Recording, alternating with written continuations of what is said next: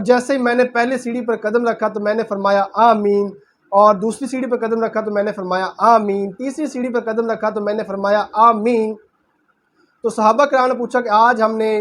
आप सल्लल्लाहु अलैहि वसल्लम को एक गैर मामूली काम करते देखा, तो इसमें क्या हिकमत है? आप सल्लल्लाहु अलैहि वसल्लम ने फरमाया अभी अभी मेरे पास जो है हज़रत जिब्राईल अलैहिस्सलाम आए थे, तो उन्होंने कहा था कि मैं दुआ करूँगा तो आपने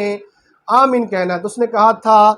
कि नंबर वन, उसने फरमाया था कि वो शख्स बर्बाद हो जाए जिसके सामने मेरा यानी कि मोहम्मद सल्लल्लाहु अलैहि वसल्लम का जिक्र आए और वो दुरूद शरीफ ना पढ़े, और मैंने कहा था आमीन। फिर जिब्राईल अलैहिस्सलाम ने फरमाया था कि वो शख्स भी तबाह बर्बाद हो जाए कि जो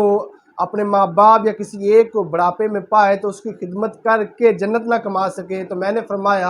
आमीन। इस तरह फिर जो है वो जिब्राईल अलैहिस्सलाम ने फरमाया था वो शख्स तबाह बर्बाद हो जाए, वो उसकी नाक जो है वो खाक आलूद हो जाए, जो रमज़ान मुबारक के रोज़े को पाए और वो रोज़े रख कर जन्नत ना कमा सके, तो मैंने फरमाया